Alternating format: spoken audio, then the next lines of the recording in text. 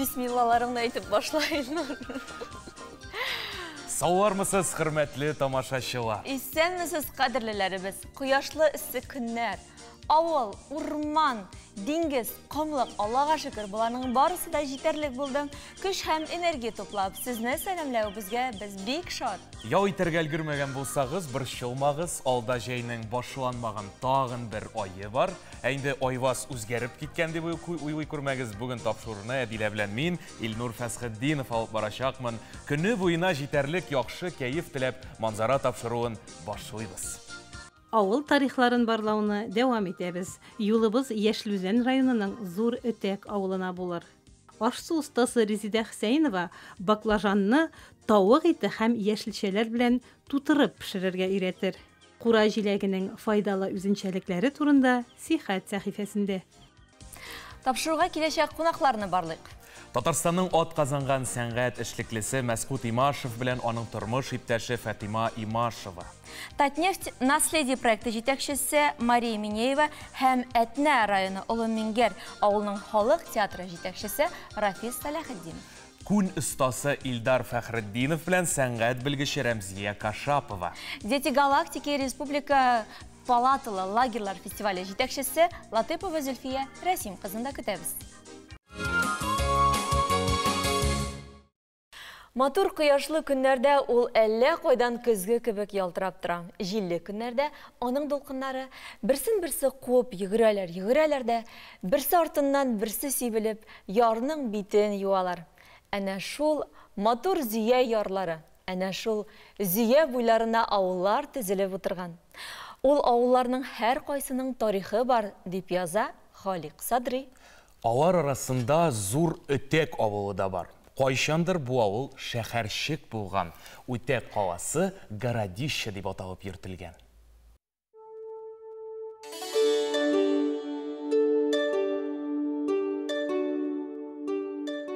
Табигатьнең гүзәл урынына, боргаланып аккан зөя гаҗәеп гүзәл әрә буена, тау итәгенә урнашкан Зур Өтәк авылы.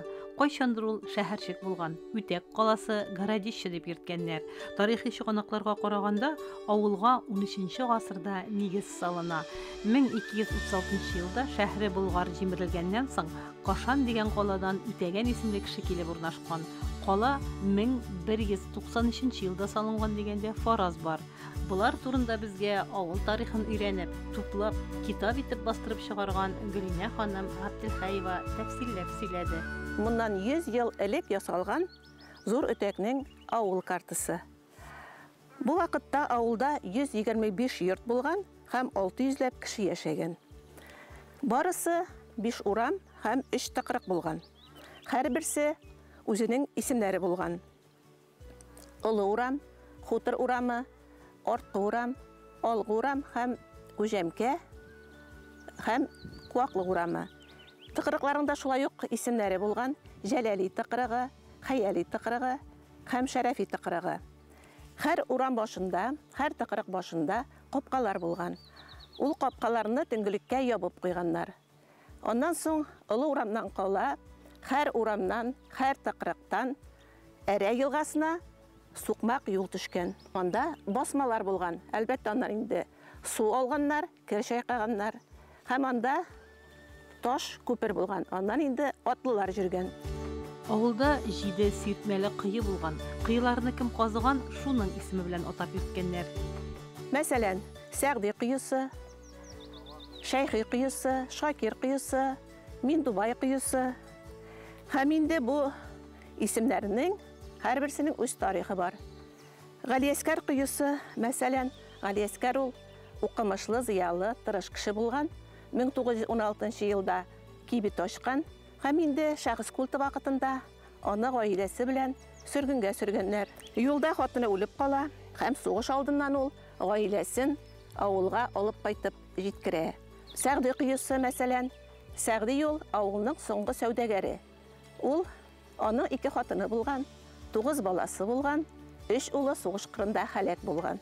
Һәм һәрбер кыйга шулай тукталсак, һәрберсенең үз язмышы. Авыл янынан гына Әре елгасы ага, Әре Зиягә барып тоташа. Ул вакытта Зия елгасында суднолар, баржалар, зур кемәләр, саллар йөзгән. Янәшәдә генә Соболевская пристане дип аталган судноларның килеп туктау урыны булган. Күрше Мулла иледән, Үтәк авылыннан Әре елгасы буйлап пристаньга икмәк, печән һәм башка товарларны көймә белән китергәннәр. Үтәк кешеләр дә шул пристаньнан су юлы белән сәүдә иткәннәр. 20-нче гасыр башында авылда халык саны шактый була, 600-дән артык. Ачлык елларыннан соң, әлбәттә, кими төшә, 500-дән артыкка кала. 1931 елны колхозлар оеша. Монда ярыш дигән колхоз оешып, беренче председателе Шәйхетдин Сәйфетдинов була. Монда төрле фирмалар була. Сарык фирмасы, сыер әлбәттә, савым сыерлары була. Куян фирмасы, тауык фирмасын әйттем. Шулай бик күп колхозчылар хезмәт куя. 1954 елга кадәр ярыш колхозы аерым колхоз булып тора. Аннан соң инде Искре колхозы белән берләшәләр. Менә без якын гына торабыз һәйкәл янында. Шушы һәйкәл Бөек Ватан сугышында һәлак булган авылдашлар хөрмәтенә куелган. Бөек Ватан сугышына 98 ир-ат алына, шуларның бары тик 28-і генә исән сау кайта. 70-е яу кырларында ятып кала. Һәм менә аларның исемнәре бунда мәңгеләштерелгән. Авыл зур түгел. Бүгенге көндә 55 йорты, клубы, медпункт һәм кибете, мәчете бар. Авылда барлыгы 70ләп кеше яши. Күп кенә хуҗабикәләр бакчаларында баклажан үстерсә дә, аны дөрес итеп әзерли белми. Пешергәндә карала, әшеттән бирә дигән сүзләрне еш ишетергә туры килә. Бу уңайдан менә сезгә бер киңәш. Әзерләр алдыннан баклажанны ярты сәгатькә тозлы суга салып куйыгыз. Аннан соң салкын су белән юып алыгыз.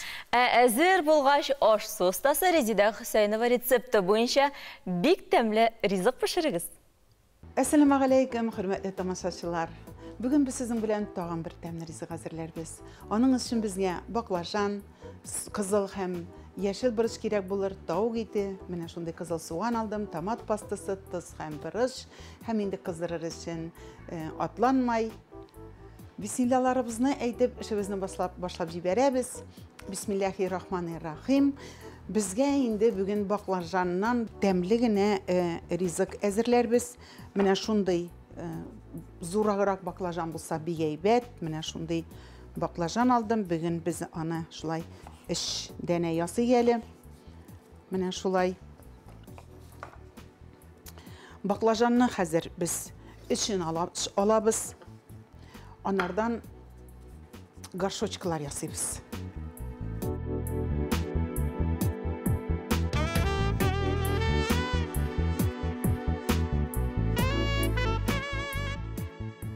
Әзерәк кенә баклажаннарга тоз сибербез шулай.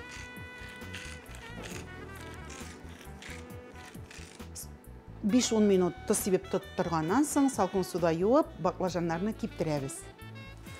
Шулай баклажаннарны кәгазь салфетка белән киптереп алабыз. Баклажаннарны шулай әйләндереп, әзерәк майда пешереп алабыз.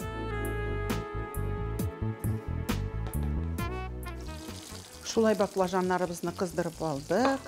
Хәзер безгә суган кирәк булыр.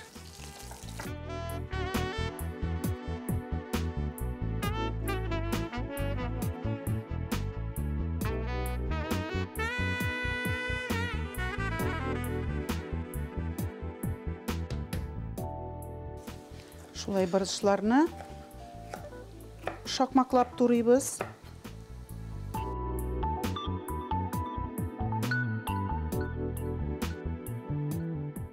Хәзер инде тавыкны да шулай шакмаклап турыйбыз.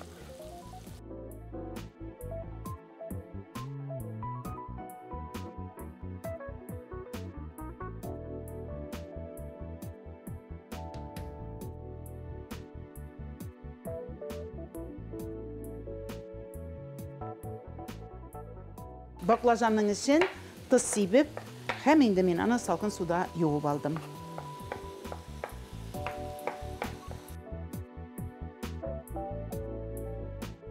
Бер аш кашыгы томат пастасы салабыз. Кайнар су салабыз әзірек кенә. Һәм шулай су салганнан соң томалап пешерәбез. Хәзер инде мин баклажаннарны шулай табага тезәм. Менә инде хәзер баклажаннан ясалган савытларыбызга без инде тәмле шундый яшелчәләр белән ишекне салабыз.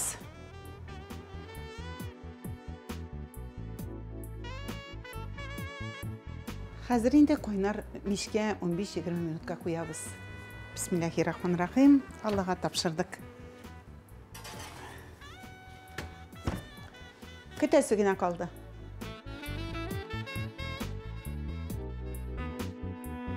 Хәзер инде шулай өстенә уылган сырны салып җибәрәбез.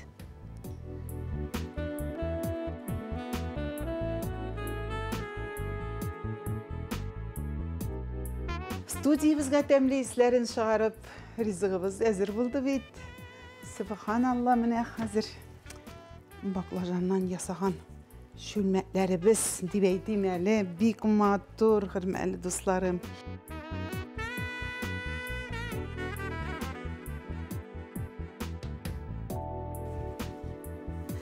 Менә хөрмәтле дусларым, шундый тәмле безнең ризыгыбыз әзер булды.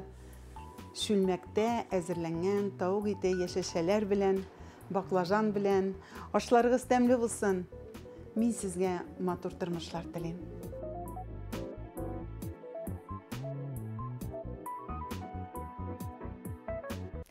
Яңа гасыр телерадио компаниясы тамашачыларны, тыңлаучыларны дөньяның иң кайнар яңалыклары белән таныштыра. Танылган шәхесләр турында сөйли, кызыклы сюжетлар төшерә, уйланырга мәҗбүр итә, ял иттерә. Шу рәвешле үзенең тырыш хезмәте белән татар телен, мәдәниятен үстерү һәм саклауга зур өлеш кертә. Шит төбәкләргә сибелеп яшәүче татарларыбызны берләштерә. Үткәндәге сәхифәләргә бергәләп күз салыйк, төрле елларда бу көн нинди вакыйгалар белән истә калган? 20 ел Яңа гасыр каналы эфирда. 20 ел без Татарстан тормышындагы барлык вакыйгаларны яктыртып барабыз. 2012 елның 20 июлендә Казан метросы төзелешенең 2нче этабы төгәлләнде. Елга аръягының 3 станциясе метрополитенның гамәлдәге юлына ялганды. Тагын 3 елдан 17 яшьлек Казан кызы Мия Мусина Татарстан аюы фигурасын бизәү ярышында катнашты. Әлеге сын Содружество Медведей Бадди күргәзмәсенә кертелгән иде. 2022 елның бу көннәрендә Татарстан башкаласында Изге Мәрьям ананың Казан иконасы табылуга 443 ел тулу хөрмәтенә бәйрәм гыйбадәтләре һәм төрле чаралар үткәрелде.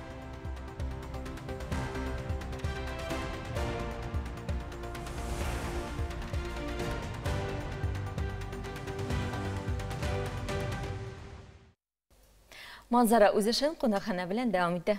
15 июльдән 23 июльгә кадәр борынгы Болгар җирлегендә бу җәйнең иң күләмле яңарыш эпосның заманча укылышы дигән фестиваль уза. Быел фестиваль беренче грант конкурсы нәтиҗәләре буенча мәдәни инициативаларның президент фонды ярдәмен алды. Бу Татарстан тарихында фонд тарафыннан хупланган иң зур проект. Шул айдан кунакта Татнефть наследие проекты җитәкчесе Минеева Мария Сергеевна белән Әтнә районы Олы Мәңгәр авылының халык театры җитәкчесе Рафис Сәләхетдиновны чакырдык. Исәнмесез? Исәнмесез. Хуш килдегез, хөрмәтле кунакларыбыз. Мария ханым, бу нинди фестиваль? Шул хакта сөйләп китсәгез иде. Кичә Казан Кремль ишек алдында без театр халык перформансын үткәрдек. Перформанс ул театр халык модасы показы. Күрсәтү, модалар күрсәтү. Халык театрларның костюмнарын күрсәтү, шундый фестиваль. Бу бик кызык, халык ничек кабул итте? Халык бик күңелле кабул итте, бик матур кабул итте бу әйберне. Мария, сез әйтегез, дәвам итегез. Барлык бу чаралар яңарыш эпостың заманча укылышы фестивале кысаларында уздырыла. Ул бу көннәрне ул Болгарда уза инде. Рафис әфәнде, сезгә менә шушындай бер кызык сорау бирәсебез килә. Сез бу фестивальдә нинди проект белән, нинди спектакль белән катнашасыз? Менә үзегез уйлап карагыз әле, менә шундый зур фестиваль. Татарстанның үзәге, Казанның йөрәге булган Кремльдә Олы Мәңгәр халык театры, авыл театры чыгыш ясый. Чыгыш ясап кына калмый, инде Камал театрының базасында булган зур спектакльләр, легендар спектакльләр, Әлдермештән Әлмәндәр, Зәңгәр шәл, Хуҗа Насретдин образларын Янкабаттан Кремльдә куя. Искиткеч бит инде бу. Бу искиткеч. Бу безнең өчен бик зур горурлык. Дәрәҗә. Бик зур дәрәҗә. Авыл театры, Камал театрының костюмнарын киеп, Кремльдә чыгыш ясау, ул бик зур дәрәҗә. Артистлар дулкынландымы? Нинди дулкынланмаган инде. Ничек дулкынланмыйсың инде? Сезнең өчен бу чын бәйрәм. Менә мин үзем мәшһүр актер Шәүкәт Биктимировның Әлдермештән Әлмәндәр киемен кию белән мин теге калтырап куйдым. Сез үзегез дә актер буларак катнаштыңызмы? Мин әзерләргә куштылар Әлдермештән Әлмәндәрне кемне уйнатасың? Сезнең труппаны тагын кайларга чакыралар? Район буенча да җырыбыз, республика буенча да җырыбыз. Без инде бик күп мәртәбәләр булдык инде, нәрсәйсәң, Буада, анда пространство диалогда, анда бит бик зур коллективлар килә, төбәкләрдән коллективлар килә. Шуннан соң инде безнең лауреат исемнәребез дә бик күп. Аннан соң безнең бит әле Курчак театрыбыз да бар, профессиональный. Алар белән дә бик күп чыгыш ясыйбыз. Инде без республикада беренче урында, Россиядә беренче урында, халык международный, халыкара театр фестивалендә беренче урында. Инде безнең аларлык әйбер дә калмады. Мария ханым, сезгә сорауны бирәсебез килә. Фестивальгә килгәндә, бу фестивальдә тагын нәрсәләр булачак? Изге Болгар җирендә узачак фестивальгә безнең республикабызның кунаклары ник килергә тиеш? Бу фестиваль эчендә безнең ике площадка, Казанда һәм Булгарда. Булгарда көн сайын бик кызык спектакльләр уза, көн сайын концертлар, театраль лабораториялар да уза. Казан җирендә, Казан Кремль ишек алдында без көн сайын лекторий үткәрәбез. Ул наследие һәм традиция диелгән выставка эчендә. Шулай узачак лекторийлар. Булар аңлашылды, сезгә бик зур рәхмәт. Тапшыруны дәвам итәбез. Бүгенге көндә безнең күп кенә ир-атларыбыз махсус хәрби операциясе зонасында. Тапшыруыбызда Россия геройлары, гомерләре бәрабәренә җиңүне якынайтучы Татарстан егетләре хакында сөйлибез. Алар турындагы хәтер халык йөрәгендә мәңге сакланыр.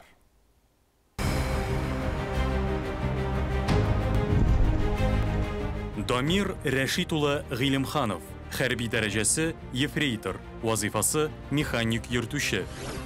Луганск халык республикасында барган бәрелешләрдә хәрби танк экипажы составында дошманның ныгытылган районын һәм 10 сугышчысын юкка чыгара. Украина хәрби көчләре Молотов коктейли белән Гыйлемхановның танкын яндыра, ләкин экипаж танкның януын туктатып, бәрелешне дәвам итә. Дошманның тагын 4 танкы юкка чыгарыла. Чираттагы һөҗүм барышында ефрейтор Гыйлемханов танкы шартлатыла. Бар экипаж һәлак була. Россия президенты Владимир Путинның карары белән Дамир Гыйлемхановка Россия герое исеме бирелде.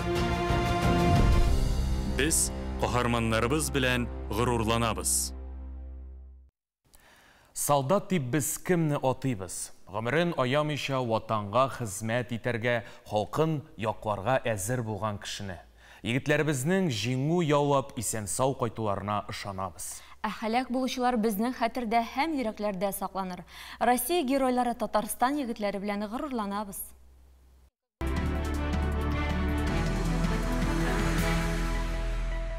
Bir барбасам, ким бара. Шул сүзләр белән Шәүкәт Мәннафов Донбасс халкын якларга дип СВОга киткән. Кечкенәдән үк офицер булырга теләгән егет 7нче сыйныфны тәмамлагач Татарстанның кадет корпусында белем ала. Армиядә Мәскәүдә булган. Аннан соң контракт буенча хезмәт итә башлый.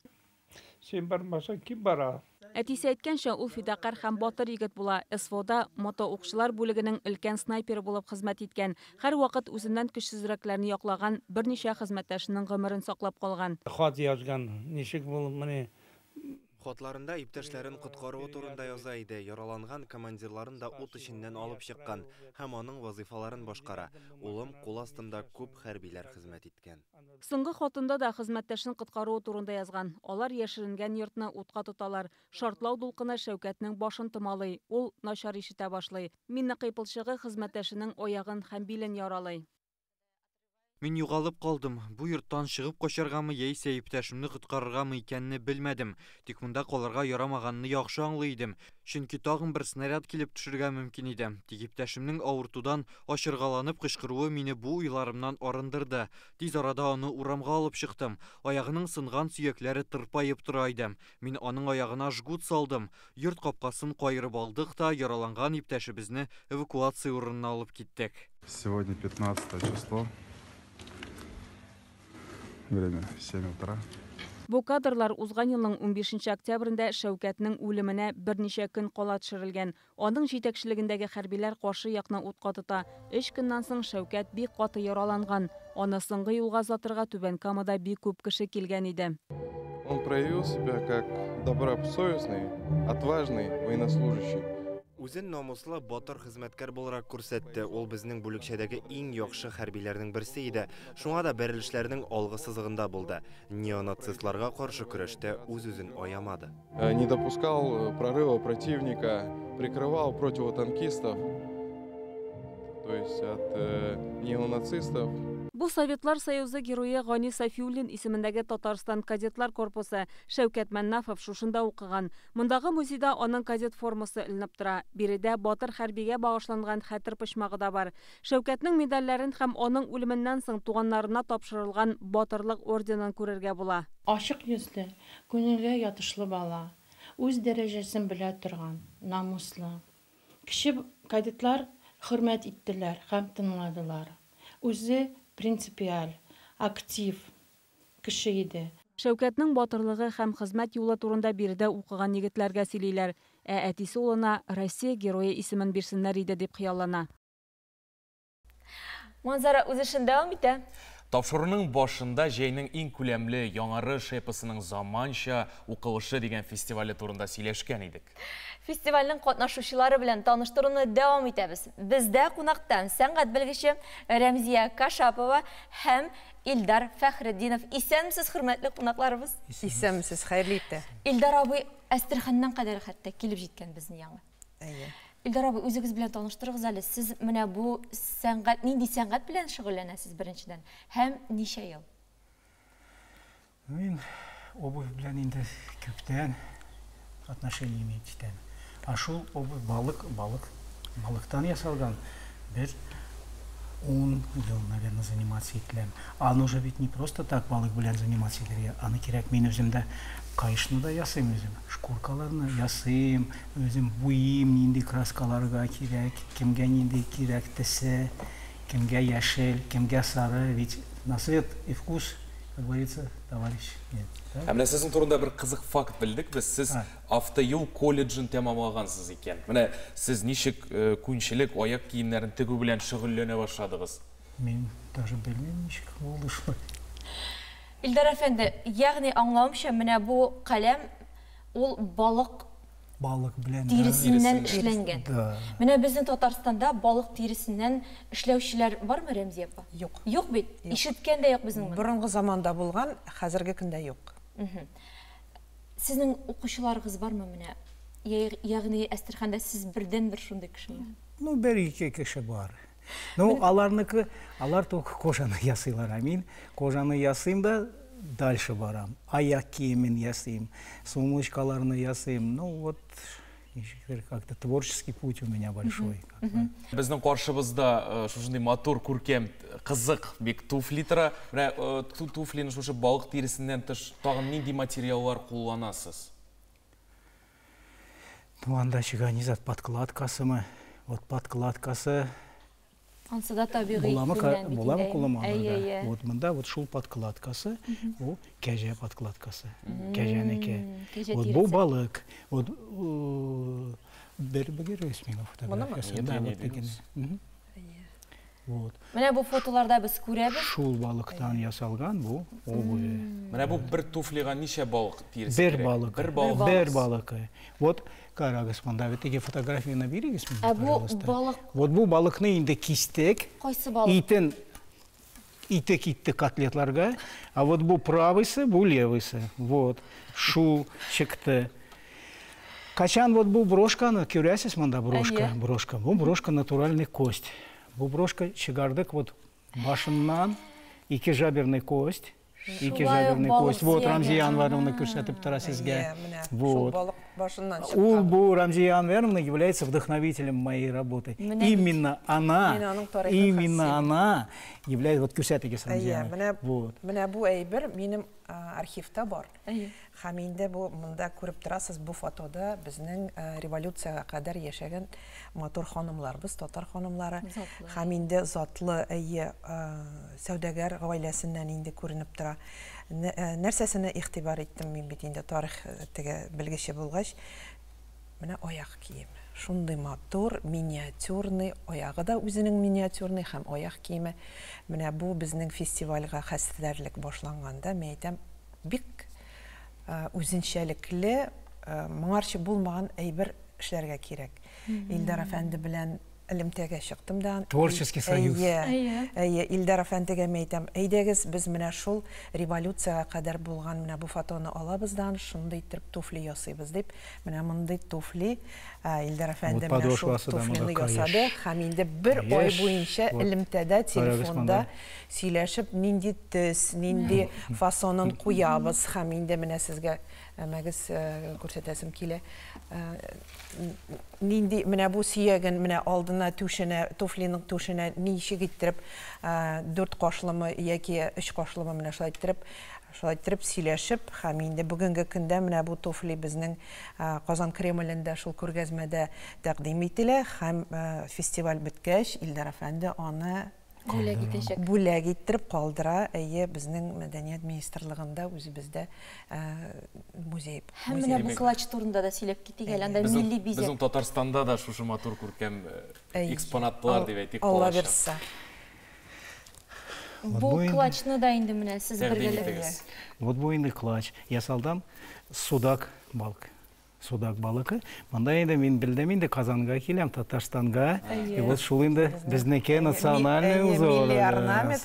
Без аның белән элемтәдә булгач, нәрсә ясыйм дим әйтәм, бездә ханымлар, матур ханымлар, татар кызлары, татар ханымлары, аларга бер матур әйбер ясап күрсәтәсез инде, һәм инде тәкъдим итәсез дип, шулай итеп матур театрга йөри торган клач ясады.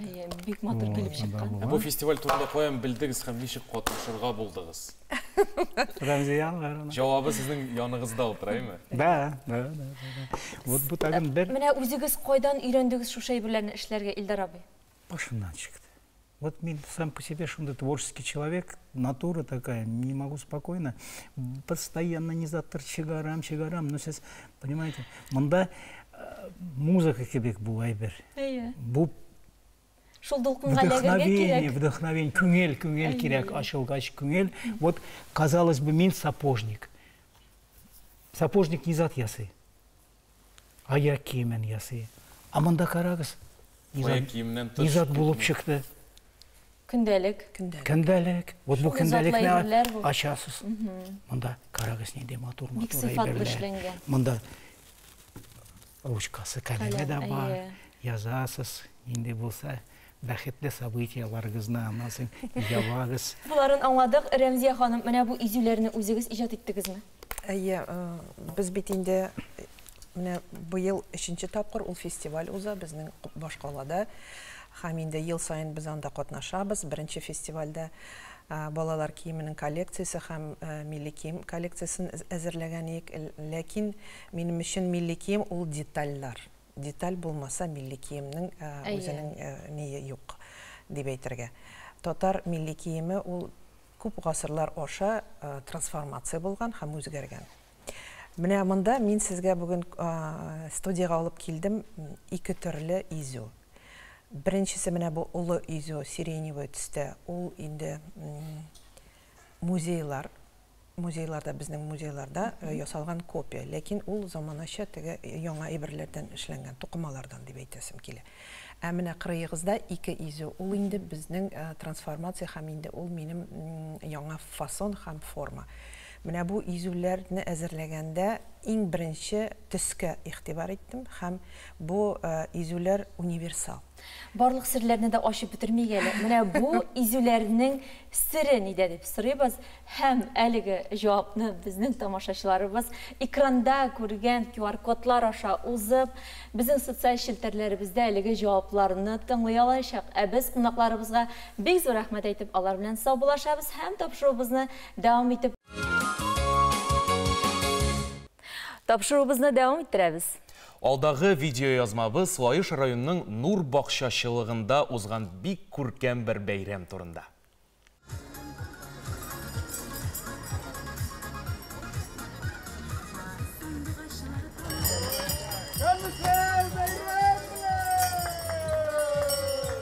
Бақшашылық халқы иртәдән бәйрәм булачак урынга агылды. Менә 3нче ел инде көтеп алалар алар бу көнне. Дуслар җыела, кунаклар килә. Мин үзем Алабуга район, Алабуга шәһәреннән килдем, Әлфия Гарипова булам. Минем бу Луш Нур бакчачылык ширкәтендә улым яши. Менә һәр елны шушында халык өчен шул кадәр матур итеп сабан туештыралар. Сабан туе бит ул сабан сүзеннән аерылган, алынган шулай бит. Менә кешеләр бик күп еллар тырышып эшләгәннән соң алар ялда итә белгәннәр. Менә шулай итеп сабан туе бит ул бөтен кешеләрне җыя, бөтен кешеләрне дуслаштыра, милләттәшләрне берләштерә. Я сегодня впервые на Сабантуе. У нас тоже проходит в Астрахани, у нас есть татарские районы, где проходит, но такого масштаба я первый раз сегодня вижу. Мне очень понравилось, я в таком восторге. Яшел Үзән шәһәреннән сиңелемә кунакка килдек, менә шундый матур бәйрәмгә килеп эләктек әле. Шул кадәр матур бара, гади генә бер бакча оешмасында шундый матур бәйрәм оештырганына шак катып, хайран калып карап йөрибез. Кунакка дип килгән идек, Сабан туена туры килдек. Кайбиш районыннан, Мәрәле авылыннан килдем. Сабан туйлар бездә дә уза, гөрләп узды бездә дә. Балалар да шулай уйнадылар, бик күңелле итеп. Артистлар алып барды Сабан туйларын, бик күңелле булды бездә дә. Монда инде тагы бик күңелле бара Сабан туе. Әле бу минем беренче күрүем мондай Сабан туен. Менә шулай, Лайышның Луш бакчачылык ширкәтендә үткәрелгән бәйрәмнең масштабы елдан-ел киңәя бара. Гомәр абый ел сайын яраткан героен бизәп бирегә Яшьлүзән районының Күгеш авылыннан ук килә. Ә балалар аның килүенә шатланып туя алмый. Шулай булмый ни, рәхәтләнеп ат арбасына утырып йөриләр.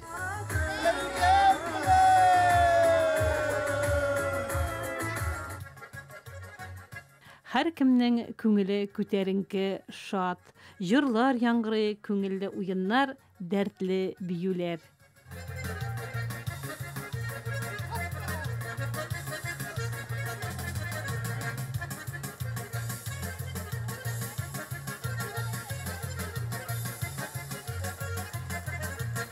Сабан туйның тантаналы өлешендә традиция буенча бакчачылык эшендә актив булган, тирә-якны тәртиптә чиста тоткан иң матур бакча хуҗаларын тәбрикләп, аларга рәхмәт хатлары тапшырдылар. Галямова Даларис Гайнетдиновна, выражаем вам искреннюю благодарность и огромную признательность за плодотворное и успешное сотрудничество. Ә балалар рәхәтләнделәр генә, бер уеннан да читтә калмадылар.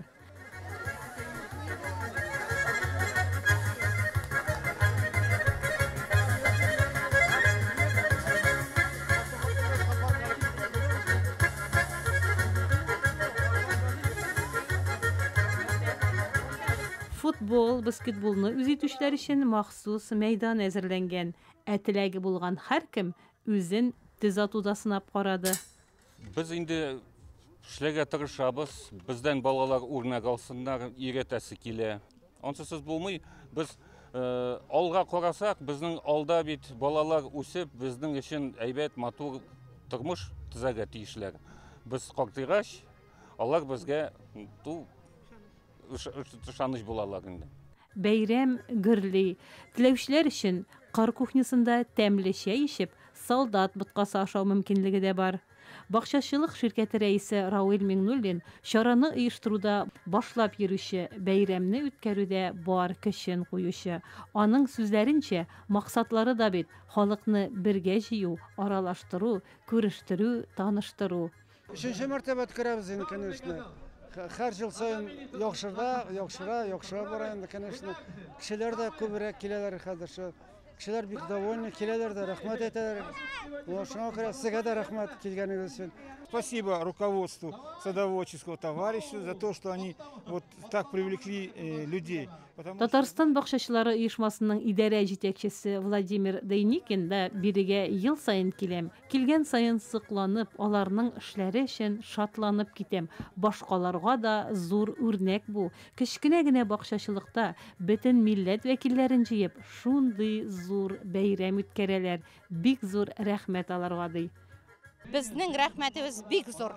Шул кадәр халык өчен тырыша ул. Менә күпме әйбер оештырылган, күпме хезмәт. Алланың рәхмәте ясын. Шул кадәр без бик тә шатбыз. Оештыручысы шушы садовое обществоның председателе Ылыгына яшьтәге абый, ул менә бөтен нәрсәне җиренә җиткереп оештыра белә. Күңелле бит. Бик матур үтә, рәхәт, күңелле, бөтен күршеләр белән бергә. Русча дип әйтсәң, душевно бара, бик душевно, күңелле, рәхәт. Мәйдан урдасындагы келәмдә бил алышалар. Барысының да игътибары аларда. Судьялар сүзләренчә, көрәш белән кызыксынучылар, шөгыльләнүчеләр артканнан арта бара. Менә ул безнең Татар милли көрәшенә иң көрәшче җегетләребез. Җырдагыча очраштыра, күрештерә, таныштыра Сабантуй. Менә шулай гөрләп үтте биредәге бәйрәм.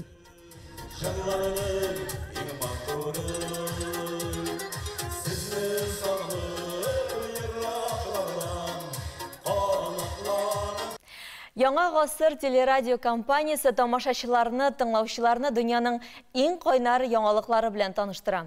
Танылган шәхесләр турында сөйли, кызыклы сюжетлар төшерә, уйланырга мәҗбүр итә, ял иттерә.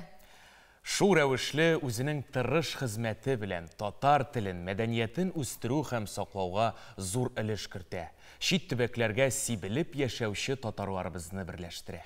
Үткәндәге сәхифәләргә бергәләп күз салыйк, төрле елларда бу көн нинди вакыйгалар белән истә калган? 20 ел Яңа гасыр каналы эфирда. 20 ел без Татарстан тормышындагы барлык вакыйгаларны яктыртып барабыз. 2012 елның 20 июлендә Казан метросы төзелешенең 2нче этабы төгәлләнде.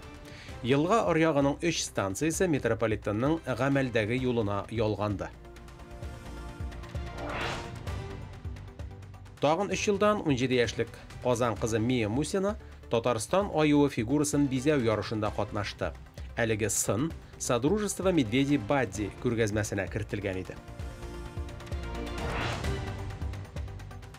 2022 елның бу көннәрендә Татарстан башкаласында Изге Мәрьям ананың Казан иконасы табылуга 443 ел тулу хөрмәтенә бәйрәм гыйбадәтләре һәм төрле чаралар үткәрелде.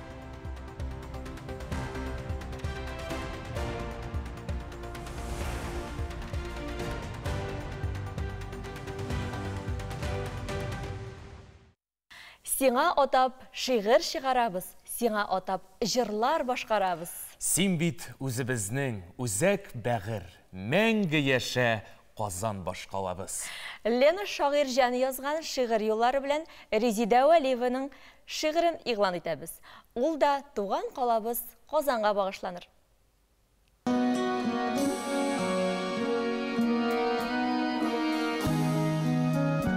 Идел елга буенда Казанымда туганмын. Гүзәл Казан, туган калам. Бик бәхетле шуңа мин.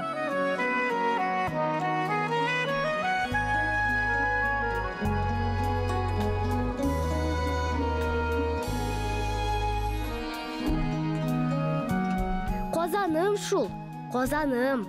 Гүзәл калам, бер генәм. Нурлы да син, җырлы да син. Газиз туган шир генәм.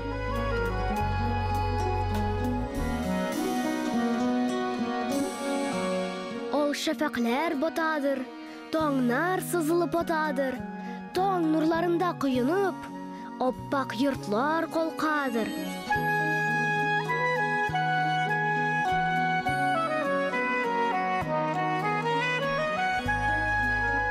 Yemli idil buylары, dulkın suları, idil buyların şovlatıp, üte soban tuyları.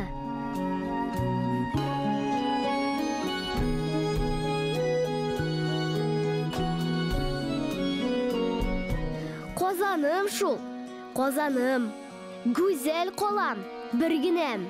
Nurlu da sin, jırlı da sin, gaziz tuğan, jirginem.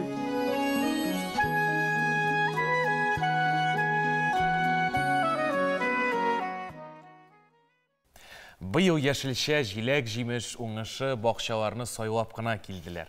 Берәүләр быйыл кура җиләгеннән уңдык, шия булмады дисә, икенчеләре карылганнан башка бер әйбердән дә уңмадык дип зарланалар. Берәүләрдә шиядә, алмада, карлыганда, сливада, кура җиләгедә яхшы булган. Алдагы видеозмада соңгысы турында сүз булыр. Кура җиләгенең файдалы үзлекләрен барлыйк. Язын кеше организмына файдалы мәддәләр, витаминнар җитми. Һәр кешенең өендә булган иң файдалы җимешләрнең берсе кура җиләге бу проблемадан коткара ала. Авитаминоз чорында әлеге җиләкне ешрак файдалану яхшы нәтиҗәләр дә бирә. Кура җиләге аспиринны алыштыра ала. Аны шулай ук табигый антибиотик дип тә йөртәләр. Кура җиләге салицил кислотасына бай. Ул ялкынсынуларга каршы көрәшә, тән температурасын төшерә. Шуңа да элегелектән салкын тигәндә кура җиләге белән чәй эчә торган булганнар. Чөнки ул сулыш юлларына уңай тәэсир итә. Ютәл булганда кура җиләге төнәтмәсе ярдәмендә ингаляция ясарга мөмкин. Аны кайнатып чыгаралар һәм баштан сөлге белән капланып шуның парын сулыйлар. Процедураны көнгә 2-3 тапкыр һәм йоклар алдыннан ясыйлар. Тендилит кискенләшсә, авыз өчен кура җиләге согы белән чайкатырга киңәш итәләр. Процедураны көнгә 3 мәртәбә кабатлыйлар. Кура җиләге согы авыртуны баса, шишне бетерә. Кура җиләген даими ашау яман шишне булдырмау өчен профилактика чарасы. Аш кайнату, эчәкләр, бөер, үпкә, хәтта тән тиресе өчен дә файдалы ул. Йөрәк авыруының сәбәбе организмда магний җитешмәү. Әгәр йөрәк өянәкләре бимазалы икән, һичшиксез кура җиләге ашагыз. Кура туңдырылып сакланган очракта да үзенең файдалы үзекләрен җуймый. Кура җиләгенең файдасы турында сөйләп уздык, ә менә аның тамырларыннан ясалган чәйнең тагын да сихәтлерәк булуы турында беләсезме? Кура җиләге ботакларын чистартканда артык тамырларны кисеп ташларга ашыкмагыз. Тамырларны юып, киптереп, аерым төнәтмә итеп яки чәйгә дә кушып эчәргә була. Сихәтле төнәтмәне ясау өчен бер аш кашыгы киптерелгән тамырны 1 стакан кайнар суга салып 20 минут дәвамында төнәтергә кирәк. Тамыр чәе бронхит, бронхиаль астманы, лимфатик төеннәрне дәвалый, B1, B2, B9, C, E, PP, A витаминнарына бай. Җәен балалардан да бәхетлерәк кем бар икән? Берәүләр әби бабасы янына авылга ашкынса, икенчеләре лагерьларда ял итә. Хәзер бит аларның нинди генә төрләре юк. Кунагыбыз Дети Галактики Палаталы лагерьлар фестивале җитәкчесе Латипова Зөлфия Рәсим кызы белән нәкъ менә шул хакта сөйләшербез. Исәнмесез, Зөлфия ханым? Хәерлек. Үзегезнең җәйләрегез ничек үтә? Безнең җәйләр Аллага шөкер, менә хәзер инде 25-нче, наверное, 25-26 еллар җәй минем һәр елны балалар белән табигатьтә урманда үтә. Аларның ялларын оештырып. Әйе, менә шушы Палаталы лагерь фестиваль турында төгәлрәк сөйләп узыгыз әле безнең. Нәрсә әйтеп китәсем килә, чынлыкта исә мин бу лагерь республиканский фестиваль Дети Галактики, аның белән быел беренче генә тапкыр шөгыльләнәчәкмен. Чөнки мондый күләмдә зур лагерьны оештыруны миңа менә ышанып тапшырдылар. Без аны бергә мисалатласа август аенда үткәрәчәкбез. 7 көнлек лагерь. Ярып чыгарбыз дип ышанам. Иң мөһиме һава торышы. Иң мөһиме, беләсезме, һава торышына менә бүгенге көндә безнең лагерьлар әле бара, яңгыр ява, кыя, мин балалар белән сөйләшәм, әйтәм, булай димен. иң мөһиме күңелебездә кояш булсын. Әйе, чыннан да шулай. Ишенә дә күңелебездә кояш булсын, чөнки мин палаткалы лагерьлар белән инде 30 елга якын шөгыльләнәм. Беренче лагерьны без 1996 елда ачтык. Менә бәлки шушы үземнең тәҗрибә буенчадыр инде быел миңа бу эшне ышанып тапшырдылар. Без аны башкарып чыгарбыз дип ышанабыз. 200 бала чакырачакбыз. Безнең урыныбыз Баулы районы. Казаннан иң ерак район дип әйтсәк тә була инде. Кайбыраулар пишманга калганнардыр, бәлки ничек итеп без ул 360 километрны йөреп чыгып барып җитербез икән. Ну, минем әйтәсем килә, курыкмасыннар. Казанга 360 километрны без бер көндә урап тиз генә йөреп кайтабыз. Бүтән эшләребезне эшләп, безнең ара ерак түгел, безнең юллар бик яхшы, бик шәп. Шуңа күрә нәрсә әйтеп китәсең килә, бу лагерьлар инде ул бүтән безнең үзебезнең республикадан балалар киләчәк, фестиваль, монда төрле конкурслар булачак инде, узышачаклар, туризм буенча, патриотизм буенча. Без инде бүгенге көндә хәзер ныклап әзерләнәбез, программаларын төзибез. Шуңа күрә бүтән программаны да сөйләп бетмим. Кайбер үзебезнең матур гына сюрпризларны да әзерлибез. Тырышабыз. Бүгенге көндә инде без үзебезнең лагерьларны үткәрәбез. Алар безнең шулай ук үзебезнең Баулы районыннан гына түгел, бүтән республикадан киләләр безнең балалар лагерьга. Баулыны ерак дип тормыйлар. Инде хәзер икенче, өченче поколение семьялардан үскән балалар минем лагерьларда бар. Шушылай итеп. Менә бу сезнең лагерьда, сезнең лагерьнең төп үзенчәлеге нәрсә? Сездә балалар нәрсәгә өйрәнәләр? Беләсезме, менә хәзер инде 27 ел минем лагерьлар үткәрә башлаганга. Минем лагерьларның үзенең менә аларның направлениесе дип әйтсәм, юнәлеше, ул һәр вакытта булды экологик. Туган якны өйрәнү, табигать белән дус булу. Табигать белән туган якны өйрәнү. Аннары туризм, спортивный туризм дип без инде шушыны өйрәт, патриотик. Мин бер качанда үземнең лагерьларның юнәлешен үзгәртмәдем. Өстәп кенә килдем. Бүгенге көндә тагын бер аерым лагерьны оештырабыз. Хәзер инде ул 3нче ел үтәчәк. Бу финансовая грамотность һәм предпринимательство, туризм юнәлешендә. Эшмәкәрлек. Бер бик кирәкле әйберләр белән янәшәдә патриотикта, туган якны ярату, табигатьне яратуында. Һәрбер 3 төрле лагерь минем. Бүгенге көндә 3 төрле лагерь үткәрәбез. Менә тагын берне оештырырга маташабыз. Үземнең минем бик шундый яхшы команда. Алар минем, мәсәлән, безнеңчә килеп чыга. Балалар лагерьда башта берсендә үтәләр, аннары икенчесендә, аннары мен белән бергә походлар йөриләр. Тәҗрибә туплыйлар да минем лагерьларга башта ярдәмче булып, аннары инде айдаманнар булып, башта ярдәмчесе булып, аннары айдаман булып, аннары инде минем лагерьга уже эшләргә киләләр төпләнеп. Шулай поварлар да шулай минем. Лагерьнең беренчедән үзенчәлеге бүгенге көндә миндә телефон белән сөйләшергә җай юк. Ярый, сөйләш рәхәтләнеп, әгәр дә мөмкинлеген булса. Бездә элемтә юк. Бездә элемтә юк. Бездә элемтә юк. Сер шушыңарда һәм мин инде кайбер атаналар аптырап та калалар качакта бүгенге көндә кем инде елдан ел килә, алар шатланып җибәрәләр. Менә әле хәзерге лагерьда тоже шундый менә ситуация булып алды. Бер атана ничек инде ул, мин үземнең баламның тавышын көн саен ишетми торам. Ничек инде ул шушындай сораулар бирә башлады, ләкин безнең договорларда да һәр бүтән җирдә дә язылган ул юк икән. Шушыннан соң мин җавап биреп җитешкәнче безнең елдан ел килә торган атаналар, үзебезнең инде телеграм каналда безнең чат бар, алар бәйнә-бәйнә һәр берсе кемнең 2 ел, кемнең 3 ел, миңа бик Борчылмагыз, ышанычлы кулда балаларыбыз. Миңа шушы бер атананың язуы, мин аны белмидем дә. Минем бала артыктан йөреп кайтты да, безнең лагерьдан соң артыкта йөреп кайтты да, мин анда бүтән бармыйм.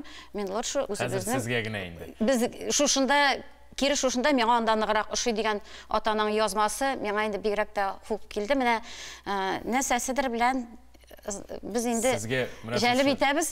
Шушы матур кирәкле бик мөһим булган миссиягыз эшегез өчен бик зур рәхмәт. Безнең балаларга яллар оештырып, сезгә алда да бик зур уңышлар теләп, җәйләрегез матур үтсен. Рәхмәт бик зур. Үзегезнең дә ялларыгыз имин үтсен дигән теләктә сезнең белән сау булашабыз. Бездә кунакта Зөлфия Латыйпова булды. Без тапшыруны дәвам итәбез. Шулай итеп, Манзара тапшыруның пәнҗешәмбе чыгарылышы да ахырына якынлашты. Хәзер иртәгә булачак тапшыруның ал хәбәре белән танышыйк. Җомга вәгазендә Казан Нуры мәчете имамы Алмаз хәзрәт Мөхлисов шөкер кылу һәм аның тәртипләре хакында бәян итәр. Питрәч районының Әлбедән авылында бер туган кызлар Гафароваларны яхшы беләләр. Алар ат спорты белән мавыга, инде үз атларын да булдырганнар. Көзге муллыкка аяк басабыз, ташкабакны да иркенләп ашау чоры якыная. Бу яшелчәнең хасиятләренә дә тукталырбыз.